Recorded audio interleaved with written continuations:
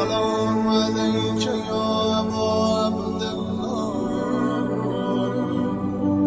السلام عليك يا ابن رسول الله أعوذ بالله السميع العليم من الشيطان الرجيم بسم الله الرحمن الرحيم الحمد لله الذي هدانا لهذا وما كنا لنهتدي لولا أن هدانا الله لقد جاءت رسل ربنا بالحق الصلاة والسلام على رسول المسدد المصطفى الأمجد المحمود الأحمد أبي القاسم محمد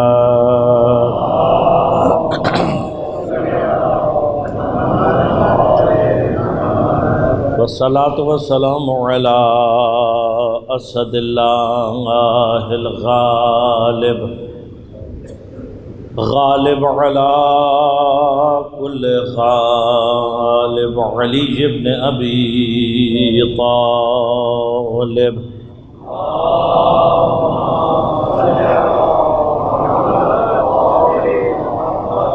والصلاة والسلام على سيدة المعصومة المظلومة الطاهرة البتول بضعة الرسول فاطمة الزهراء سيدة النساء العالمين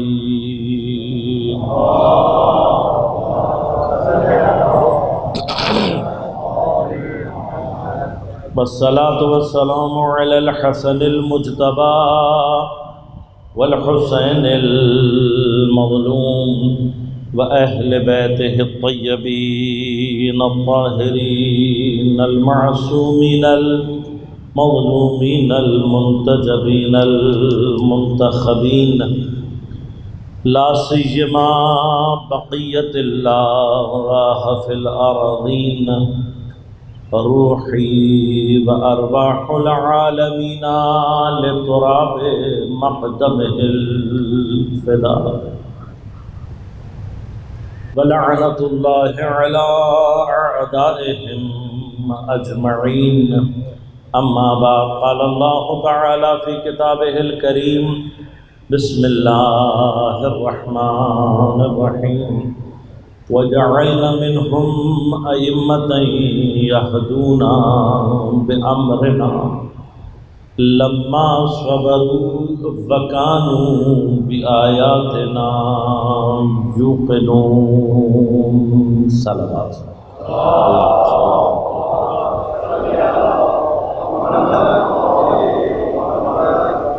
مومنین کرام سامعین محترم عزیزان کرام قادر امامت و ہدایت کے عنوان سے ہماری گفتگو کا سلسلہ جاری ہے۔ موضوع پر بحث کے لیے سورہ مبارکہ سجدہ کی 24 نمبر آیت کو سرنامہ کلام کے طور پر انتخاب اور آپ کی خدمت میں تلاوت کا شرف حاصل کیا۔ اس سے پہلے کہ میں عرائض آپ کی خدمت میں پیش کروں، ابھی جو اعلان ہوا ہے دوبارہ دہرا دیتا ہوں کہ اعمال شب عاشوراء اور اذان علی اکبر کا پروگرام انشاءاللہ اسی امام بارگاہ میں رات کو 2 بجے شب انشاءاللہ ہوگا، جسے اعمال شب عاشوراء سید مظفر حسین رضوی صاحب اور زیارت عاشوراء اور ناحیہ مولانا سید عارف حسین کاظمی اور اذان علی اکبر برادر شجاع حیدر رضوی انشاءاللہ انجام دیں گے۔ ایک مرتبہ بلند آواز سے درود پڑھیے اللہ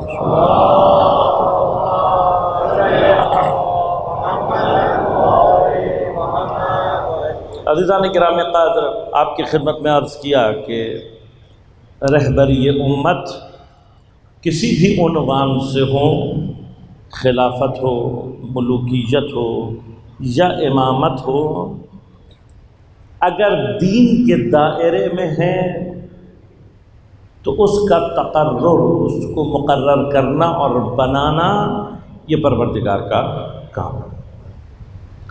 جس طریقے سے سلسلہ نبوت میں انبیاء کا تقرر اللہ کا کام ہے، اسی طرح سے سلسلہ امامت میں امام کا تقرر اللہ کا کام ہے۔ قرآن سے اس بات کے ادلہ کہ چاہے آپ خلافت کا عنوان اختیار کریں، چاہے آپ ملوکیت کا عنوان اختیار کریں، یا چاہے آپ امامت کا عنوان اختیار کریں، تینوں مقامات، تینوں الفاظ قرآن نے سورہ مبارکہ بقرہ میں بیان فرمائے، اور ہر مقام پر پروردگار نے ارشاد فرمایا کہ اللہ کا کام ہے۔ انی جاعل فی الارض خلیفہ، ان اللہ قد بعث لکم طالوت ملکا، اور پھر سورہ مبارکہ بقرہ کی ہی 124 نمبر آیت، انی جاعلک للناس اماما۔ لہذا یہ جو امامت کی بحث ہے، کہاں کائنات خلق میں پہلی ہستی جس کو اللہ تبارک و تعالی زمین پر مرتبہ امامت پر فائز کر رہا ہے، کون ہے؟ جناب ابراہیم علیہ السلام۔ اب جناب ابراہیم کے بارے میں قرآن کیا کہہ رہا ہے؟ وَإِذِ ابْتَلَىٰ إِبْرَاهِيمَ رَبُّهُ بِكَلِمَاتٍ فَأَتَمَّهُنَّ۔ اے میرے حبیب، وہ وقت یاد کرو جب تمہارے پروردگار نے جناب ابراہیم کو مبتلا کیا، آزمائش، امتحان لیا ان کا، بکلمات، کلمات کے ذریعے سے۔ اب انشاءاللہ اگر خدا نے توفیق دی کبھی امتحان الہی کو موضوع بنا کر گفتگو آپ کی خدمت میں عرض کی تو بتاؤں گا کہ فتنہ، ابتلا اور امتحان میں کیا فرق ہوتا ہے، اور یہاں پر اللہ نے ابتلا کا لفظ کیوں استعمال کیا، وہ اپنی جگہ محفوظ انشاءاللہ۔ لیکن معنی ٹیسٹ کرنے کے ہی ہیں، ایگزامن کرنا، کسی کو آزمانا۔ تمہارے پروردگار نے امتحان لیا ابراہیم سے، کس کا؟ بکلمات، کلمات کے ذریعے سے۔ فَأَتَمَّهُنَّ، اتمام دیا، پورا کیا ابراہیم نے ان کلمات کو۔ یہ جو ہنہ کی ضمیر ہے یہاں پر، یہ کلمات کے علاوہ کسی اور کی طرف راجع نہیں ہو سکتی۔ جن کلمات کے ذریعے سے امتحان لیا گیا، کیفیت امتحان جو بھی تھی، حضرت ابراہیم نے جیسے ہی انہیں پورا کر دیا۔ اب کیا ہیں کلمات اور پورا کرنا کیا ہے، عرض کروں گا آپ کی خدمت میں۔ لیکن اس کے نتیجے میں کیا ہوا؟ جب آپ پاس ہو گئے تو اللہ تعالیٰ نے فرمایا انی جاعلک للناس اماما، اے ابراہیم ہم تمہیں لوگوں کا امام مقرر کر رہے ہیں۔ پس لوگوں کی امامت ایک ایسا عہدہ ہے کہ جس کا تقرر اللہ کے ہاتھ میں ہے، لہذا لوگوں کا کام نہیں ہے، امام بنانا اللہ کا کام ہے۔ لیکن امامت کے عہدے کی اہمیت کے پیش نظر جناب ابراہیم نے فرمایا وَمِن ذُرِّيَّتِي، پروردگار اس عہدے کو میری ذریت میں بھی رکھ۔ ارشاد فرمایا لا ینال احدی الظالمین، میرا یہ عہدہ، یہ میرا وعدہ امامت ظالموں تک نہیں پہنچے گا، یعنی ظالم امام نہیں بن سکتا۔ تو میں نے کل عرض کیا تھا کہ جس کو امام بنا رہے ہو ایسا تلاش کرو جو اپنی زندگی میں کبھی ظالم نہ رہا ہو۔ اب قرآن سے پوچھا کہ ظالم کون ہے، تو قرآن نے کہا ان الشرک لظلم عظیم، شرک ظلم عظیم ہے۔ تو جو شرک کرتا رہا ہو یا جس نے شرک کیا ہو وہ سب سے بڑا ظالم ہے۔ تو اگر کسی کو اپنی امت کا امام بنانا ہے تو ایسے کو تلاش کرو جس نے پلک جھپکنے کے برابر بھی بت پرستی اور شرک نہ کیا ہو، جن کی آدھی عمر بت پرستی میں گزر گئی ہو، آدھی زندگی جنہوں نے بت پرستی میں گزار دی، اب تم انہیں لا کر امامت زبردستی تھمانا چاہتے ہو۔ پردہ کم از کم وہ امامت جو اللہ کی طرف سے ہے وہ ایسے لوگوں تک نہیں پہنچے گی۔ لہذا اب مرحلہ کیا ہے؟ اسی وجہ سے بعض نے یہاں سے ایک نئی شق نکالی، کہا اللہ نے یہ امامت اور کسی کو دی ہی نہیں، اور یہ جو لا ینال عہد الظالمین کہا ہے اس کا مطلب یہی ہے کہ نہیں دی اللہ نے۔ تو عزیزان من، مرحلہ یہ ہے کہ جب حضرت ابراہیم کو نبوت اور رسالت ملی اور آپ نے دعا کی، کہا ربنا وابعث فیہم رسولا منہم، پروردگار میری ذریت میں بھی رسول قرار دے، تو ہم دیکھتے ہیں کہ جب تک اللہ نے آخری پیغمبر بھیج نہیں دیا، یعنی ایسے قبول کی جناب ابراہیم کی دعا کہ حتیٰ آخری رسول بھی جناب ابراہیم کی ذریت سے بھیجا، تو جو اللہ رسالت کی دعا قبول کر رہا ہے وہ امامت کی دعا کیسے رد کر سکتا ہے؟ وہ دعا بھی اللہ نے ایسے ہی قبول کی ہے کہ آخری امام بھی ابراہیم کی نسل سے ہی آیا۔ لیکن لا ینال عہد الظالمین یہ کیا ہے؟ لا ینال عہد الظالمین کا مطلب یہ ہے کہ پھر ظلم کسی بھی معنی میں ہو، کسی بھی معنی میں ہو، مرتبہ امامت پر فائز افراد اسے انجام نہیں دیتے۔ اب یہ جو بحث ہے یہ امامت کو رد نہیں کرتی، بلکہ اتفاقاً امامت کے درجے کا رسالت اور نبوت سے بلند ہونا اس کی ایک دلیل یہ بھی ہے۔ اس لیے کہ ظلم لازمت ہے، مجھ جیسے گناہ گاروں کے لیے ایک ظلم کا مرحلہ کیا ہے؟ مشرک اور کافر، وہ ظلم چھوڑ دے مسلمان ہو جائے تو گناہ کبیرہ ظلم، گناہ صغیرہ ظلم۔ تو جیسے جیسے تقوی کا درجہ بڑھتا جاتا ہے کیفیت تبدیل ہوتی چلی جاتی ہے، حتیٰ انبیاء کے مرحلے پر، میں نے حضرت آدم کے مرحلے میں بھی ذکر کیا تھا، اب وہاں گناہ کا تصور نہیں ہے، لیکن وہاں کیا مسئلہ ہے؟ وہاں پر ترک اولا، ترک اولا گناہ نہیں ہے، لیکن بارگاہ پروردگار کی کیفیات اور نبوت کے درجے کا تقاضا یہ ہے کہ نبی سے حتیٰ ترک اولا بھی انجام نہ پائے، لیکن اگر پا جائے تو اپنے درجے کے اعتبار سے یہ بھی ظلم ہے۔ لہذا اگر امامت کے لیے، اب دیکھیں جب حضرت ابراہیم نے نبوت کے لیے دعا مانگی، رسالت کے لیے دعا مانگی تو اللہ نے کوئی قید نہیں لگائی، لیکن جب امامت کے لیے دعا مانگی تو یہ قید لگا دی۔ اس کا معنی کیا ہوا؟ اس کا معنی یہ ہوا کہ پروردگار جانتا ہے مرحلہ نبوت اور امامت پر ترک اولا کا امکان موجود ہے، لیکن امامت ان کے ہاتھوں میں جائے گی جن سے حتیٰ ترک اولا بھی انجام نہیں پائے گا۔ لہذا غور کیجئے گا، یہ مسائل ہیں کہ جناب ابراہیم علیہ السلام کے بعد اب باقی تمام انبیاء موجود ہیں، وللہ دیگر انبیاء بھی موجود ہیں، لیکن تمام انبیاء میں یا جناب ابراہیم ہیں جن کو امامت مل رہی ہے، یا پیغمبر اکرم صلی اللہ علیہ وسلم ہیں کہ جن کو امامت کا درجہ مل رہا ہے۔ اور تمام انبیاء میں واحد نبی بعد میں پیغمبر کو چھوڑ کر جناب ابراہیم ایسے ہیں کہ جن سے حتیٰ ترک اولا بھی انجام نہیں پائے گا۔ ورنہ آپ ہر نبی کو دیکھ لیں، جناب یوسف کا قصہ آپ کے سامنے ہے، جناب نوح کے معاملات آپ کے سامنے ہیں، جناب آدم کے، ان سب سے ترک اولا انجام پایا ہے۔ واحد نبی جو ان کے درمیان میں ہے وہ کون ہے؟ جناب ابراہیم۔ لہذا جناب ابراہیم کا اس مقام تک پہنچنا ان کو اس قابل بنا رہا ہے کہ ان کو درجہ امامت عطا کیا جائے۔ بس اس اعتبار سے بھی درجہ امامت افضل ہو جاتا ہے درجہ نبوت سے۔ دوسری دلیل امامت کے افضل ہونے کی کیا ہے کہ جناب ابراہیم کو یہ مقام اور یہ درجہ سب سے آخر میں عنایت ہوا ہے۔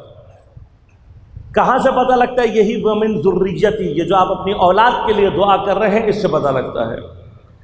کیوں؟ اس لیے کہ جناب ابراہیم کو نبوت 13 یا 14 سال میں، بعض کے نزدیک 16 سال میں، ہمارے اعتبار سے تو حضرت ابراہیم جب پیدا ہوئے تو نبی تھے، لیکن اعلان نبوت جو ہے وہ 15 یا 16 سال میں ہوا۔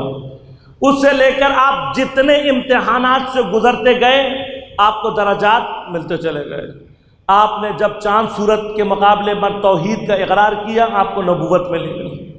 نبوت کے بعد جب آپ کا امتحان آگ کے ذریعے سے ہوا اور آپ نے اسے پاس کیا تو آپ کو رسالت عطا ہو گئی۔ وہاں سے آپ نکالے گئے اور پھر وہ مرحلہ آیا کہ جہاں پر پہلے مرحلے میں آپ کو اپنا بیٹا اور بیوی چھوڑ کر آنے پڑے مکہ میں، اور اتنا سخت امتحان دینے کے باوجود بھی جب وہ بیٹا جوان ہو گیا تو عین جوانی میں اللہ نے کہا اب اسے ذبح کر دو۔ جب آپ نے اسے ذبح کیا تو اللہ تبارک و تعالیٰ نے آپ کو مقام خلت عطا کیا۔ یہ سارے مقامات، یہ تمام چیزیں آپ حاصل کر چکے ہیں۔ اب آخر عمر میں اللہ تبارک و تعالیٰ کب امامت عطا کر رہا ہے؟ جب آپ سے کلمات کا امتحان لیا۔ لہذا تمام درجوں کے بعد امامت کا ملنا، اس کا معنی کیا ہوا کہ یقیناً امامت کا درجہ بلند ہے، ورنہ امامت پہلے ملنی چاہیے تھی، نبوت بعد میں۔ لہذا امامت افضل ہے اپنے درجات کے اعتبار سے نبوت سے، اور خود پیغمبر اکرم صلی اللہ علیہ وآلہ وسلم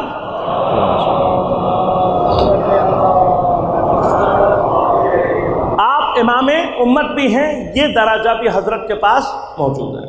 لیکن حضرت ابراہیم کی اور پیغمبر اور دیگر ائمہ کی امامت میں کیا فرق ہے عرض کروں گا۔ اب حضرت ابراہیم کو یہ جو امامت مل رہی ہے کس بنا پر مل رہی ہے؟ کلمات کے امتحان پر۔ اور کلمات کے لیے لفظ کیا استعمال کیا اللہ تعالیٰ نے؟ اتمہن، جب ابراہیم نے ان کلمات کو پورا کیا۔ اب بحث ہے اتمام میں اور اکمال میں۔ اب آیا الیوم اکملت لکم دینکم واتممت علیکم نعمتی، اس کی تفسیر کے حوالے سے جب بحث کروں گا تو تفصیلات اور بہت ہیں، لیکن آج صرف ایک فرق اور ایک بات سمجھانا چاہتا ہوں اور آگے بڑھوں گا۔ اتمام اور اکمال کا فرق ہمارے ہاں معمولاً مکمل ہونا اور تمام یا پورا ہونا اس کے ایک ہی معنی لیے جاتے ہیں۔ عربی میں بھی یہ مترادف واقع ہو سکتے ہیں، لیکن خاص طور پر اگر ایک ساتھ ایک عبارت میں آ جائیں تو پھر کبھی بھی ایک معنی میں استعمال نہیں ہوتے، اس فصاحت و بلاغت کے خلاف۔ اتمام ہوتا ہے کسی بھی چیز کے اجزاء کا مکمل ہونا، جو اس کے اجزاء وجودی ہیں اس اعتبار سے چیز کا مکمل ہونا، یہ کہلاتا ہے اتمام۔ اکمال کیا ہے؟ اجزاء کے پورے ہو جانے کے بعد جس مقصد کے تحت اسے خلق کیا ہے اس مقصد کا حصول کہلاتا ہے اکمال۔ میں ایک مثال سے آپ کو سمجھاؤں تاکہ بات آپ تک پہنچ جائے۔ مثلا گاڑی کس لیے چاہیے ہوتی ہے؟ منزل تک پہنچنے کے لیے، مقام تک پہنچنے کے لیے۔ اب گاڑی کے کچھ اجزاء ہیں جو کہ اس کے وجود کے لیے ضروری ہیں، ان کے بغیر نہ گاڑی کہلاتی ہے اور نہ چلتی ہے۔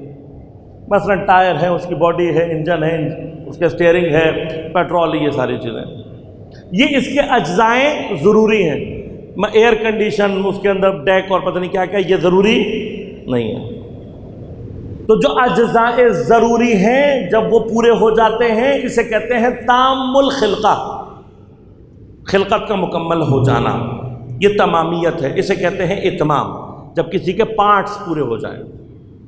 اب پارٹس پورے ہونے کے بعد گھر میں کھڑی رہے تو گاڑی نہیں کہلاتی۔ گاڑی کب کہلائے گی؟ جب اپنے کام پر جائے، آپ کو اپنی منزل پر لے کر جائے۔ اگر کبھی آپ کی زندگی میں یہ اتفاق پیش آیا ہو تو آپ کو بہت اچھی طرح سے سمجھ میں آیا ہو، مثلا کسی ضروری انٹرویو سے جا رہے ہوں یا کوئی بہت اہم امتحان دینے جا رہے ہوں، اور گاڑی کتنی ہی دنیا کی مہنگی ترین گاڑی کیوں نہ ہو، اگر درمیان میں گڑبڑ کر جائے تو مہنگی ہونے کا کوئی فائدہ نہیں ہوتا، پھر وہ کھٹارا زیادہ اچھی لگتی ہے جو وقت پہ منزل پر پہنچا دے۔ اسی وجہ سے اردو کا جو محاورہ ہے چلتی کا نام گاڑی، اس لیے کہ جو چلتی ہے وہ پہنچا دے، جو راستے میں کھڑی ہو گئی تو وہ دنیا کی مہنگی ترین ہی کیوں نہ ہو اس کا فائدہ کوئی نہیں۔ لہذا اکمال کیا ہے؟ مقصد پر پہنچانا۔ اب اگر آئے الیوم اکملت لکم دینکم واتممت علیکم نعمتی، اکمل اور اتمم دونوں استعمال ہوا ہے تو یہ کبھی بھی ایک معنی کے لیے استعمال نہیں ہوں گے بلکہ اپنے خاص معنی میں استعمال ہوں گے۔ لہذا اب اللہ نے اگر دین کے لیے اکمل تو استعمال کیا ہے، گاڑی پوری ہوگی تو جائے گی نا، اگر ٹائر نہ ہو تو کیسے جائے گی؟ لہذا اس معنی میں اکمال جب تک اتمام نہ ہو حاصل نہیں ہو سکتا۔ اگر دین کے لیے اللہ نے کہا ہے اکمل تو اس کا مطلب اتممت دین کا ہو چکا ہے۔ اکمال دین کا معنی پھر کیا ہوا؟ اتمام دین ہو چکا ہے۔ تو اب جتنے بھی وہ سارے مورخ ہیں یا مفسر ہیں جو جا کر یہاں پر یہ جھوٹ باندھنا چاہتے ہیں کہ کچھ حج کے مسائل رہ گئے تھے، کوئی نماز روزے کے مسائل رہ گئے تھے، کچھ اخلاقی مسائل رہ گئے تھے، تو اگر تمہیں اللہ کا لہن سمجھ میں آ جائے، تھوڑا سا فصاحت و بلاغت کے اصولوں کو لے کر آؤ گے تو لہن بتا رہا ہے اس واقعے سے پہلے دین کے تمام اجزاء پورے ہو چکے ہیں، تمام اجزاء پورے ہو چکے ہیں۔ اب اکمال کا مطلب کیا ہے؟ اب وہ چیز آ رہی ہے کہ جو اس کو اس کے خلقت کے ہدف تک لے کر جائے گا، اب وہ چیز آ رہی ہے۔ اور ادھر نعمت کے لیے کیا کہا؟ اتممت علیکم نعمتی، یعنی کیا ابھی تک نعمت کا کوئی ایسا جز باقی تھا کہ جب تک وہ جز نہیں آتا اللہ کی نعمت پوری نہیں ہوتی، نامکمل رہ جائے گی اپنے اجزاء کے اعتبار سے۔ لہذا اب تم جو چیز لانا چاہتے ہو کہ یہاں پر پیغمبر نے یہ بیان کیا تھا، وہ ایسی ہونی چاہیے کہ اللہ اس کو اپنی نعمت میں شمار کرے، اور ایسی ہو کہ اگر وہ نہ ہو تو گویا اللہ کی نعمت پوری نہیں ہوتی، ایسی ہونی چاہیے۔ ثانیاً ایسی ہو کہ جو دین کو اس کے مقصد، اب دین کا مقصد کیا ہے؟ دین کا مقصد زمین پر اللہ کی حکومت کا قائم، نظام حکومت الہیہ کا قائم ہونا، یہ ہدف ہے۔ لہٰذا جو چیز ہونی چاہیے وہ کیسی ہونی چاہیے؟ ایسی ہونی چاہیے۔ ثانیاً آیت کہہ رہی ہے فما بلغت رسالتہ، اگر تم نے نہیں پہنچایا تو گویا رسالت نہیں پہنچائی، بس اس کا وزن رسالت کے وزن کے برابر بھی ہونا چاہیے۔ تو اب جب آپ تلاش کرو گے تو کوئی چیز ایسی نہیں ملے گی جو امامت و ولایت علی ابن ابی طالب کی برابری کر سکے۔ یہ وہ نعمت ہے کہ جس کو غدیر میں اللہ نے بھیج کر اپنی نعمتوں کو مکمل کیا، اور ایسی نعمت ہے کہ جس کے مکمل ہونے کے بعد دین اب اپنے ہدف کی اللہ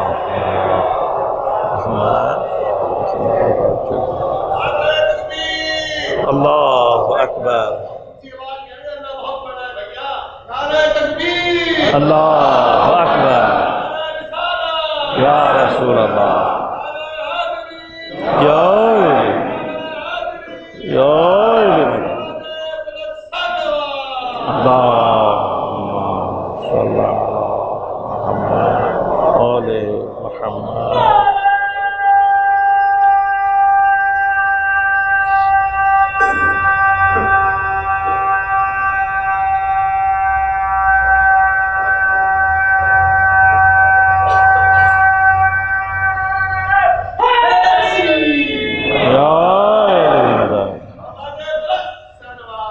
اللہم صلی علی محمد وعلی محمد وعلی فرج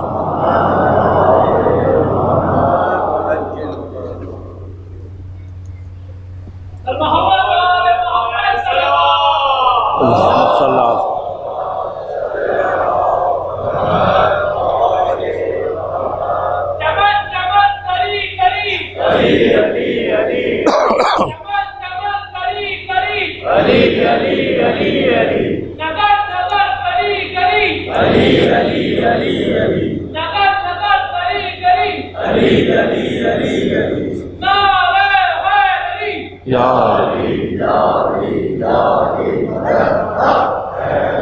اتمام اور اکمال۔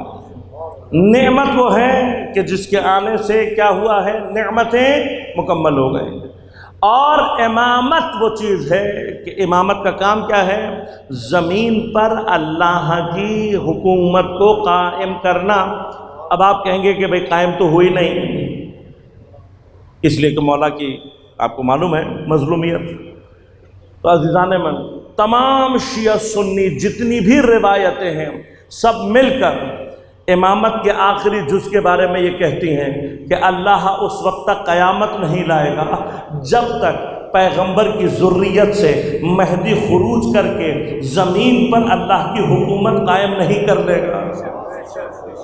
لہذا جب تک اب ہونا ہے ٹھیک ہے، مسائل ہیں اپنی جگہ پر، لیکن یہ امامت ہے جس کے ذریعے سے اللہ نے زمین کے اوپر اپنی حکومت کو قائم کرنا ہے، اس کو اکمال تک پہنچانا یہ امامت کی ذمہ داری ہے۔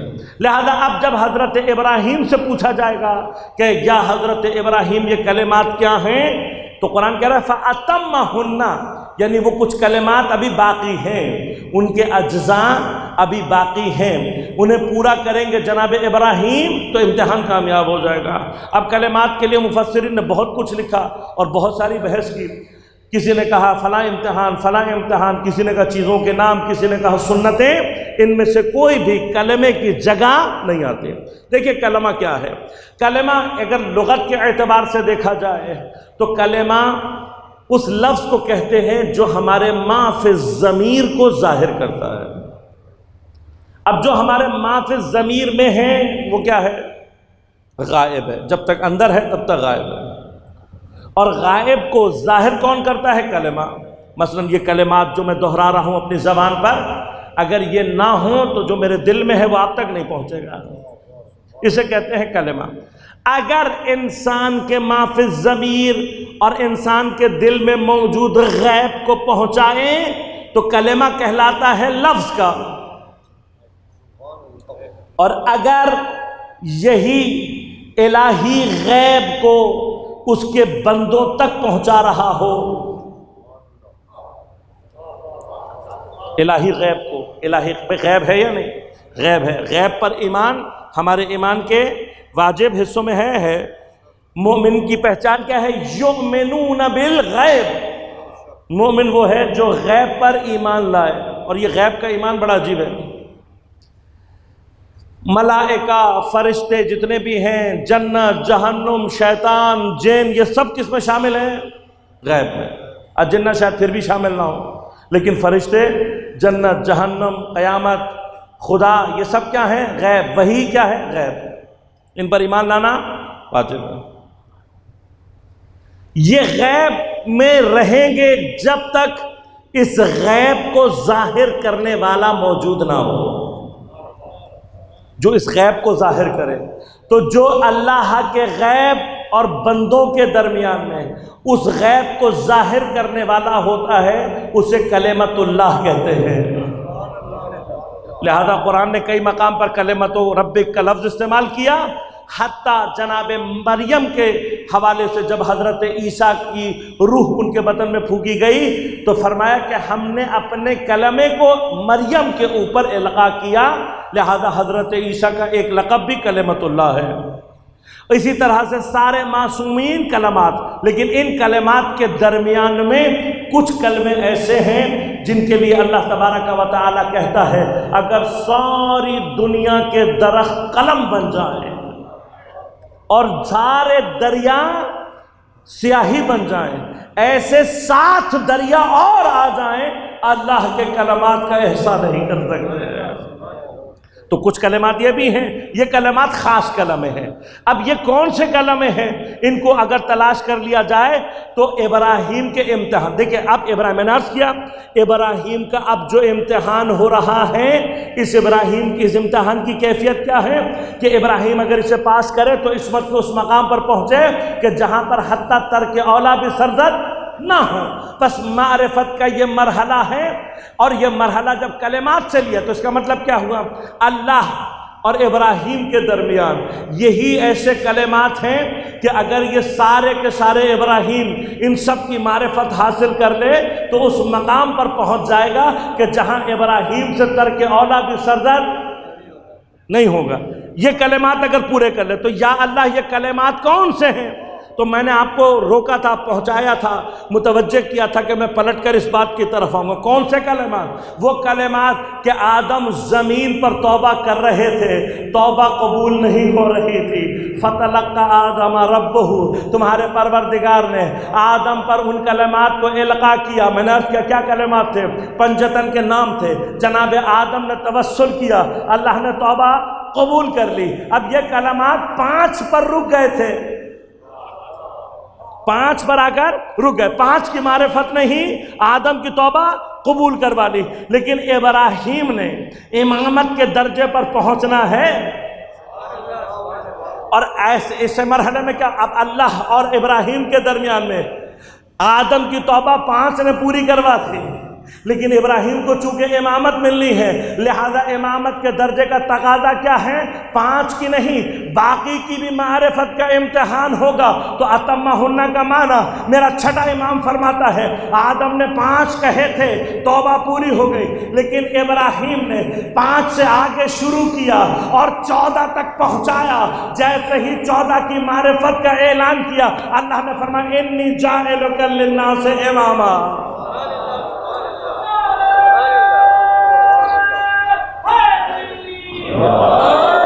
تو جناب ابراہیم کو اللہم صلی اللہ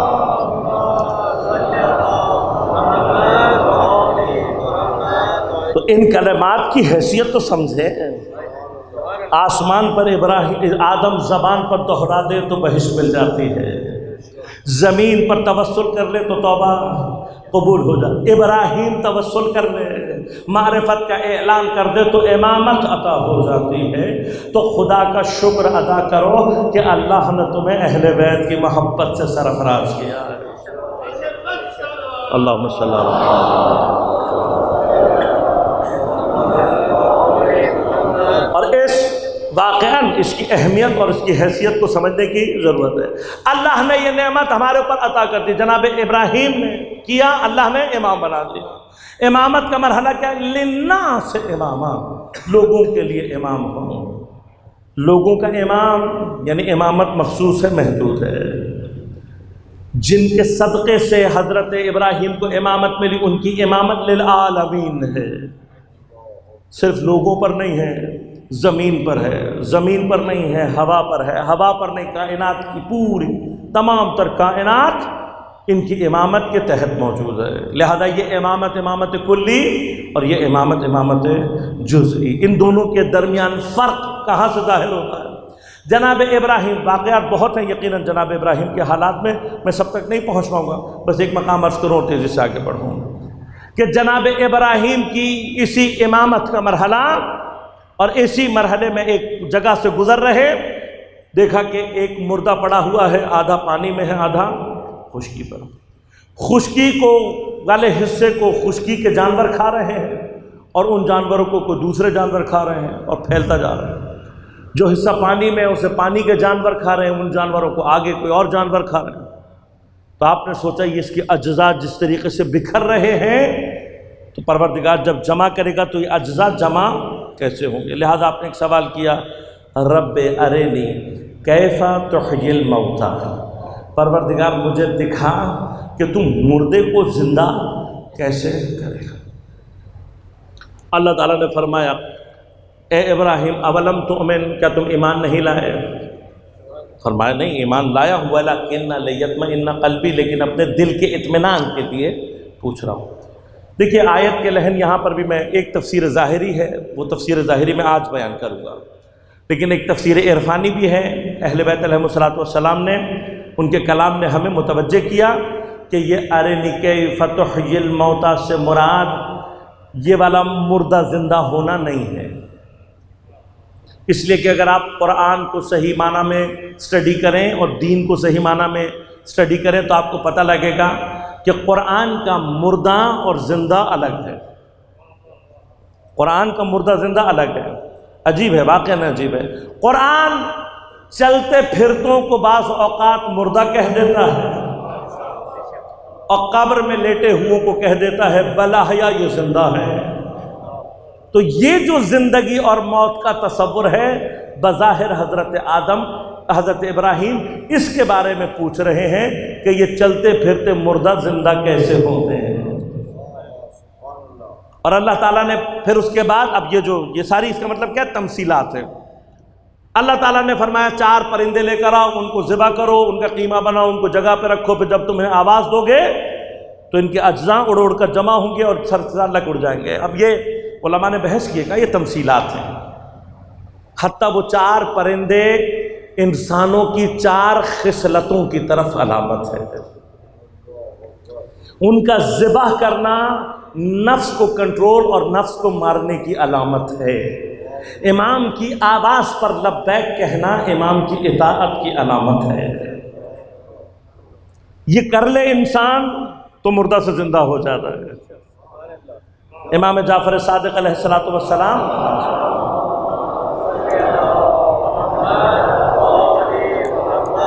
آپ کے بہت مشہور اور بڑے معتبر صحابی جناب یونس ابن ذبیان فرماتے ہم امام کی خدمت میں بیٹھے ہوئے اور قرآن کی انہی آیات کا تذکرہ ہوا تو امام نے فرمایا، اپنے اصحاب سے یونس بھی ہیں اور کچھ اور اصحاب بھی ہیں، فرمایا تمہیں معلوم ہے وہ 4 پرندے کون سے تھے؟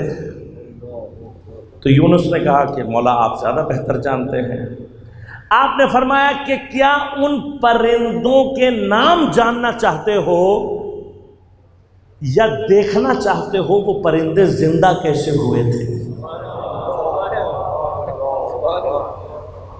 تو امامت کا فرق تو یہیں سے پتہ لگ گیا۔ ایک کہتا ہے کیف تحیی الموتیٰ اور ایک کہتا ہے کیسے دکھاؤں تمہیں زندہ کیسے ہوئے، یہیں سے فرق پتہ لگ جاتا ہے۔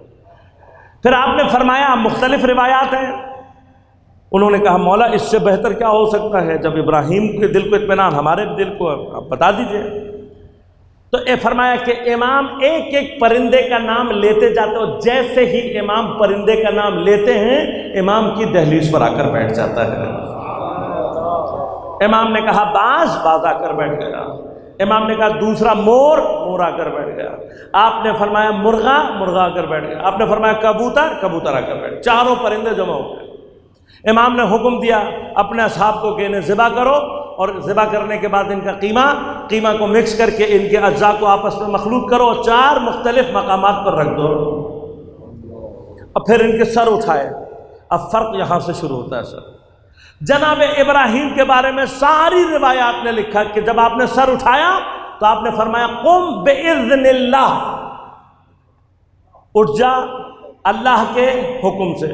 تو جب آپ کہتے تھے بإذن اللہ، اس کے اجزاء جمع ہوتے تھے، آ کے وہ سر سے لگتا تھا اور اڑ جایا کرتا تھا۔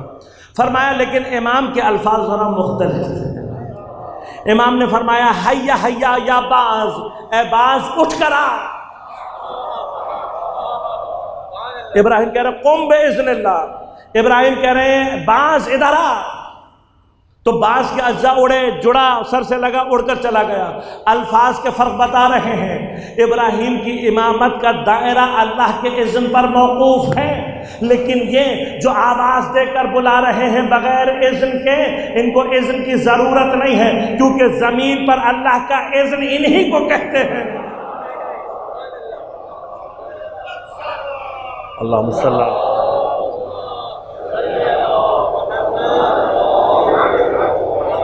یہی تو مشیت الہی ہے، یہی تو اسماء اللہ ہے، یہی تو کلمات اللہ ہے، یہی اذن الہی کا نام ہے۔ لہذا فرمایا وما تشاءون الا ان یشاء اللہ، تم کرتے ہی نہیں ہو کچھ جب تک اللہ چاہ نہیں لیتا۔ لہذا عزیزان من، یہ امامت کلی ہے، امامت کلی۔ اور عرض کیا کہ امامت جزئی کے مرحلے پر، امامت جزئی کے مرحلے پر وہ نہیں پہنچ سکتا جس سے ترک اولا کا امکان ہو۔ تو اب وہ بتاؤ کہ جو امامت کلی لیا ہوا ہوگا اس سے غلطی، سہو، نسیان، حتیٰ ترک اولا کا بھی امکان نہیں۔ بس ایک چھوٹی سی زحمت اور دوں گا آج کے لیے، کل انشاءاللہ، لیکن عرض کر دوں کہ ہماری یہ اس عشرے کی ساری بحث کا تعلق جان سے ہے، کہ میں نے جتنی بھی بحث کی ہے وہ ادلہ دیے ہیں کہ جو یہ ثابت کرتے ہیں کہ یہ جو اللہ آیت میں کہہ رہا ہے وَجَعَلْنَا مِنْهُمْ، اس کا مطلب یہ ہے کہ امام جب بھی ہوگا اللہ بنائے گا، جب بھی امامت کی بات ہوگی اللہ بنائے گا۔ ابھی ہم نے امامت پر بحث نہیں کی ہے، اور خدا نے کبھی توفیق دی تو انشاءاللہ امامت تشیع کی نگاہ سے اور ائمہ کی نظر میں جو امامت ہے وہ آپ کی خدمت میں عرض کروں گا۔ جاننا ضروری ہے عزیزان من، چونکہ ہم جس سطحی ذہن کے ساتھ آج تک امامت کو سمجھے ہوئے ہیں، امامت اس سے بہت اونچی ہے۔ یہ جو واسطہ فیض کا معنی ہے، یہ جو مشیت الہی کا معنی ہے، یہ جو اسماء اللہ کا معنی ہے، کلمات اللہ کا معنی ہے، انشاءاللہ آپ کی خدمت میں عرض کروں گا۔ لیکن ایک اعتراض جو اکثر ہم پہ کر دیا جاتا ہے وہ کیا؟ وہ کہتے ہیں کہ بھائی غائب امام کا کیا فائدہ؟ اب ہم کہتے ہیں بھائی امام ہونا چاہیے چاہے غائب ہی کیوں نہ ہو۔ وہ کہتے ہیں کہ جی غائب کا کیا فائدہ؟ تو میں نے بھی عرض کیا کہ غیب پر ایمان ضروری ہے، اور غیب کا حصہ خود امام کی غیبت بھی اسی غیب کا حصہ ہے، لیکن وہ کہتے ہیں غائب امام کا فائدہ کیا؟ تو میں پوچھوں گا کہ غائب امام کے فائدے کو بیان کرنے کے لیے دلیل دوسری جانب سے لے کر آؤ کہ یہ بتاؤ کہ اگر تمہیں لگتا ہے کہ غائب امام کا فائدہ کوئی نہیں ہے تو ہے پوری دنیا میں کہ جو کوئی آج تک شیطان سے ملا ہو، کسی نے شیطان سے ملاقات کی ہو، مثلا ٹائم لیا ہو، اس سے مل کر آیا ہو، ہے کوئی؟ ہے کوئی بھی نہیں ہے، کوئی ایک بھی نہیں ملے گا انشاءاللہ، کیونکہ انشاءاللہ عرض کروں گا انسانی شیطان آسانی سے مل جائیں گے تو ان کو کوئی مانتا نہیں ہے۔ ہم تاریخ میں سمجھاتے رہتے، قرآن کے الفاظ ہیں کہ انسانوں میں بھی شیطان ہوتے ہیں، ان کو کوئی شیطان ماننے کے لیے تیار نہیں ہوتا۔ جنوں کے شیطان، بالآخر ابلیس کے بارے میں اعتقاد سب کا ہے، اور ذرا سا بھی کچھ ہو الزام اس کے سر پہ، چاہے اس نے کیا ہو یا نہیں، اتنا اعتقاد ہے، ذرا سی بھی کوئی بات ہو اس کے اوپر اعتماد۔ تو شیطان غائب رہ کر اپنے سارے کام کر سکتا ہے، اللہ کا نمائندہ نہیں کر سکتا۔ عجیب سی بات ہے۔ جناب خضر علیہ السلام، ساری دنیا مانتی ہے کہ آپ پردہ غیبت میں رہ کر انجام دیتے ہیں، اور حضرت موسیٰ کا واقعہ اس کے اوپر دلیل بھی ہے کہ ایک پورا نظام ہدایت ہے جو کہ پردہ غیبت میں رہ کر چلنا ہے، اور حضرت خضر بھی اس کا حصہ ہے۔ اور اسی میں وہ مرحلہ بھی حل ہو جاتا ہے جو لوگ یہ کہتے ہیں کہ اتنی طولانی عمر کیسی ہے، تو پہلے شیطان کی عمر کے بارے میں جا کر اللہ سے سوال کرو۔ جو اللہ شیطان کو عمر دے سکتا ہے وہ اپنے نمائندے کو بھی عمر عطا کر سکتا ہے۔ اور پھر حضرت خضر کی عمر بھی موجود ہے، جناب نوح کی عمر بھی موجود ہے، یہ سارے کے سارے ادلہ۔ عزیزان من، اہل بیت علیہم الصلاۃ والسلام اور ائمہ یہ خود امامت کے اس منزل پر ہیں کہ جہاں پر غلطی کا کوئی امکان، لیکن کمال کیا ہے، ان کی اطاعت میں کچھ افراد ایسے موجود ہیں، ان کی اطاعت میں ہے، لیکن مجال ہے کہ ان کی زندگی میں حتیٰ ترک اولا بھی انجام پائے، اور ان ناموں میں اطاعت الہیہ کو اگر مجسم کرنا ہو، اہل بیت علیہم الصلاۃ والسلام کی تربیت کا کمال اگر کسی شخص میں مجسم کرنا ہو، اگر وہ انسان مرد کی صورت میں ظاہر ہو تو عباس ہے، اور اگر خاتون کی صورت میں ظہور کرے تو جناب زینب کبریٰ ہے۔ اور بھی نام ہیں، لیکن واقعاً انہوں نے جو کمالات اور جو فضائل کسب کیے ہیں، واقعاً انسانی تاریخ میں ان سے زیادہ افضل کوئی نہیں۔ اور خاص طور پر جناب عباس، کہ آج کی شب منسوب ہے جناب عباس سے، اطاعت کا ایسا مجسمہ ہے عباس کہ آپ کی سیرت میں بعض اوقات ایسا لگتا ہے جیسے سوال ہے ہی نہیں، صرف امام کہہ رہے ہیں اور عباس کر رہے ہیں، سوال نہیں۔ لہذا عباس 2 محرم کو فرات کے کنارے خیام لگا دو تو لگا دو، 7 محرم کو ہٹا دو تو سوال نہیں ہے، ہٹا دیا۔ 9 محرم کی فضا ایسی تھی کہ تقریباً جنگ شروع ہونے کے آثار ظاہر ہو گئے، اور وہاں سے جب شمر ایک دستے کو لے کر آگے بڑھا ہے تو یہاں سے حضرت عباس آگے بڑھے ہیں کچھ جوانوں کے ساتھ، اور راوی کہتے ہیں کہ جب ان کا آپس میں مقابلہ ہوا اور شمر جسارت چاہتا تھا کرنا، آپ نے زمین پر اپنی تلوار سے خط کھینچا اور للکار کے کہا کہ کسی نے اگر اپنی ماں کا دودھ پیا ہے تو اس خط کو عبور کر کے دکھا جائے، اور وہ ہیبت عباس ہے، کسی ماں نے وہ لال پیدا ہی نہیں کیا، اور یہ جلالت اور یہ مقام، اور عین اس مرحلے میں امام طلب کر کے جناب عباس سے کہتے ہیں جاؤ اور شمر سے ایک شب کی مہلت کو طلب کر کے۔ اللہ اکبر۔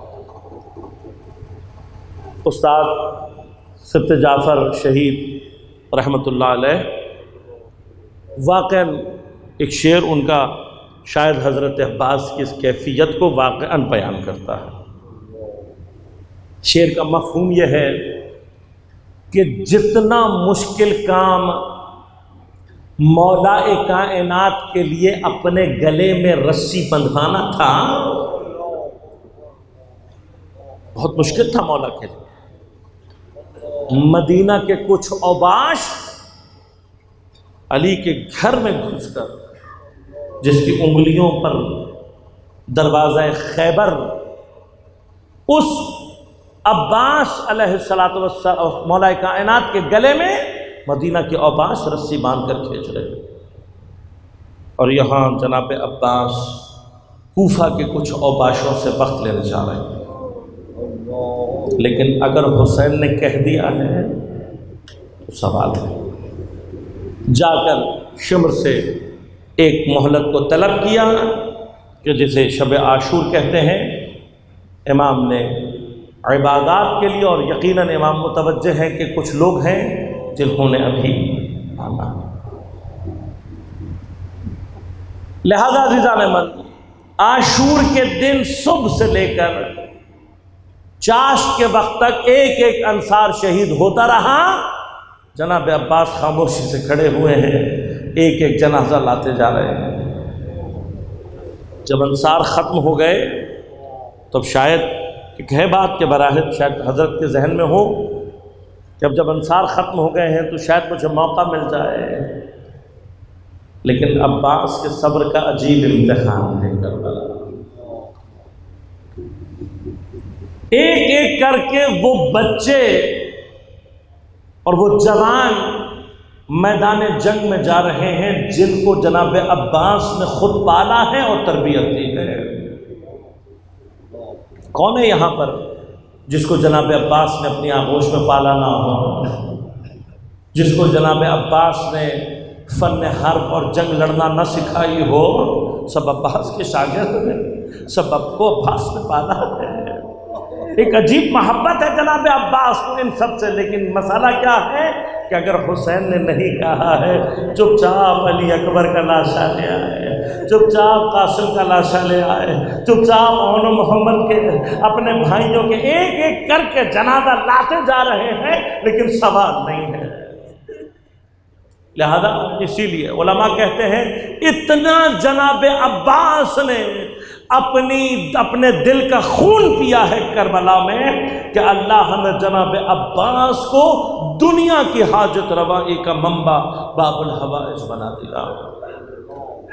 اتنا خدا کی اطاعت میں، اتنا اپنے آپ کو، کوئی سوال نہیں ہے۔ اور ایک وقت وہ آیا جب آ کر چپ چاپ حضرت کے سامنے کھڑے ہو گئے اور سر جھکائے ہوئے۔ امام نے دیکھا اور اس حالت میں دیکھنے کے بعد فرمایا عباس تم تو حسین کے دل کی قوت ہو، تم حسین کی آس ہو، عباس تم امامت کی کمر ہو، عباس تم میرے لشکر کے علمدار ہو۔ بس عزاداروں یہ جملہ سننا تھا۔ ایک مرتبہ لگ کشائی کی، کہا مولا، ایک مرتبہ دائیں جانب، ایک مرتبہ بائیں جانب، نظر کرنے کے بعد فرمایا، کہا مولا اب وہ لشکر کہاں رہا جس کا عباس علمدار تھا؟ مولا اب تو کوئی بچا ہی نہیں، کہاں ہے وہ؟ اب تو کوئی بچا ہی نہیں ہے۔ میرے مولا نے کہا نہیں عباس تم سے حیل عرم کو بڑی ہاس ہے، تمہارے وجود سے دلوں کو ڈھارس ہے۔ چپ چاپ واپس آ گئے، خیمے کے پاس سے گزر رہے ہیں، بچوں کی العطش کی جب آواز سنی ایک مرتبہ تڑپ کر رہ گئے۔ جناب سکینہ کو بلایا، ان کے خشک مشکیزے کو لیا، ایک مرتبہ مشکیزے کو علم سے باندھا، ایک ہاتھ میں علم لیا، ایک ہاتھ میں جناب سکینہ کو گود میں لیا، دوبارہ چپ کر کے حسین کی خدمت میں آ کر کھڑے ہو گئے۔ امام نے ایک مرتبہ حسرت بھری نگاہ سے عباس کو دیکھا، کہا جاؤ میرے بھائی جاؤ پانی کی کوئی سبیل کرو۔ علماء کہتے ہیں چونکہ اذن جنگ نہیں دیا تھا، میرا مولا غازی نیزہ لے کر میدان میں اترا، جس نے نیزے کے حملے سے فرات کا گھاٹ آزاد کرا لیا اسے عباس کہتے ہیں۔ اپنے گھوڑے کو پانی میں اتار دیا، ایک مرتبہ مشک سکینہ کو منہ تک پانی میں بھرا، بھرنے کے بعد علم سے باندھا۔ اس کے بعد ایک عجیب کام ہے جو میرا مولا کر رہا ہے، ایک چلو میں پانی کو اٹھا کر چہرے تک لائے اور لا کر دوبارہ اسے پانی کو پھینک دیا۔ میں کہوں گا مولا یہ کیا ہے؟ تو شاید ہماری معرفت سے اونچی چیزیں ہیں، لیکن بس ایک جملہ کہوں گا، جیسا میرے مولا نے پانی اور پیاس کو کربلا میں ذلیل کیا کسی نے نہ کیا ہوگا۔ عباس پانی پی لے جبکہ حسین پیاسا، ممکن نہیں ہے۔ ایک مرتبہ پیاسے ہی پلٹے ہیں، لیکن راوی کہتے ہیں کہ اب جناب عباس کی پوری فکر یہ ہے کہ کسی طرح سے یہ مشق میں خیمے تک پہنچا دوں۔ بس اس کے لیے حضرت نے ایک مرتبہ راستے کو تبدیل کیا، نخلستان کا راستہ اختیار کیا، مگر عزادارو غازی پر نخلستان کا راستہ بھاری پڑ گیا۔ ارے میدان میں تو کسی کی جرأت ہی نہیں ہے کہ عباس کے سامنے آ سکے، لیکن نخلستان میں درخت کے پیچھے چھپ کر کوئی تیر چلا رہا ہے، کوئی نیزہ مار رہا ہے۔ بس ایک ظالم کو موقع ملا، تلوار کا وار کیا، حضرت کا دایاں بازو قلم ہوا، نیزہ چھوڑ دیا، مشک و علم کو تھام کر اب دوبارہ خیمے کی طرف چلنا شروع کیا۔ بس عزادارو ایک اور ظالم نے دیکھ کر ایک مرتبہ وار کیا، یہ وار دائیں بائیں ہاتھ پر لگنا تھا، آپ نے علم چھوڑ دیا لیکن مشکیزے کو اپنے دانتوں میں دبا لیا۔ مشکیزہ دانتوں میں دبا ہوا ہے، دونوں بازو قلم ہو گئے، اب بھی خیمے کی طرف جا رہے ہیں۔ ایک مرتبہ شمر نے یہ کیفیت دیکھی، آواز لگائی، کہا خبردار پانی خیموں میں نہ پہنچنے پر۔ یہ آواز کا لگنا تھا۔ ایک مرتبہ چاروں طرف سے تیروں کی بوچھاڑ ہوئی، پر میرے مولا نے اپنے آپ کو گھوڑے کے اوپر جھکا لیا۔ عزادارو جتنے تیر تھے آ کر میرے مولا کی کمر میں پیوست ہونا شروع ہو گئے۔ دور سے جب کوئی دیکھتا تھا تو حضرت کی پشت دکھائی نہیں دیتی تھی، اس طرح سے تیروں میں جناب عباس کی پشت تھی، لیکن پھر بھی خیمے کی طرف جانا چاہتے تھے۔ حرملہ مرعون نے ایک مرتبہ تاک کر تیر مارا، تیر آ کر مشک سکینہ پر لگا۔ بس عزادارو راوی کہتے ہیں کہ مشک سے پانی نہیں، عباس کے دل کا خون بہہ گیا، عباس کے دل کا خون بہہ گیا۔ ارے میرے مولا نے خیموں کی طرف جانے کا ارادہ ترک کر دیا۔ اب عباس ارے دروازے پر سکینہ منتظر ہے، میں خالی ہاتھ کیسے جاؤں گا؟ میرے مولا نے خیمے کی طرف جانے کا ارادہ ترک کر دیا۔ اسی اسنا میں ایک ظالم نے آ کر گرز مارا، میرے مولا کی پیشانی دوبارہ ہو گئے اور گھوڑے پر سنبھل نہ سکے، اب گھوڑے سے گر رہے ہیں۔ بس عزادارو تھوڑی سی دیر کے لیے اپنے تصور کو کربلا لے جاؤ۔ انسان جب زمین پر گرتا ہے اپنے ہاتھوں کا سہارا لیتا ہے، ارے میرا جان قربان ہو اس مظلوم پر جس کے ہاتھ نہ تھے، اب جو گھوڑے کی پشت سے گرے ہیں تو کمر کے بل گرے، سارے تیر بدن سے آر پار ہو۔ بس یہ وہ مرحلہ ہے جس میں ایک مرتبہ آواز دکھا علیک من السلام یا ابا عبداللہ، عباس کا سلام حسین کے کانوں میں پہنچا۔ ایک مرتبہ کمر کو تھاما، کربلا کی ریت پر بیٹھ گئے، آنکھوں سے آنسو جاری ہو گئے، آواز دے کر کہا الآن انکسر ظہری، ارے اب حسین کی کمر ٹوٹ گئے۔ مجھے نہیں معلوم ٹوٹی ہوئی کمر سے حسین کیسے عباس کے جنازے پر پہنچے، لیکن جنازے کی حالت ایسی ہے، حسین اپنے بھائی کا جنازہ نہیں اٹھا سکے تو کیا کیا، علم تلاش کیا، عباس کے خون میں غلطہ علم، ایک مرتبہ علم کو اٹھایا اور روتے ہوئے خیمے کی طرف جا رہے ہیں، بس عزادارو سکینہ منتظر تھی پانی کی، ایک مرتبہ جب علم کو آتے ہوئے دیکھا، خشک کوزہ اٹھایا، بچوں کو بلا لیا، آؤ بچوں، ارے میرا چچا پانی لے کر آ رہا ہے، دوڑتی ہوئی آگے گئی، اب جو دیکھا کہ علم تو آ رہا ہے، علمدار نہیں ہے، بچی کے ہاتھ سے کوزہ گر گیا، حسین کے دامن سے لپٹ گئے، رو کر بابا سکینہ کو پانی نہیں، ارے میرے چچا کو بلا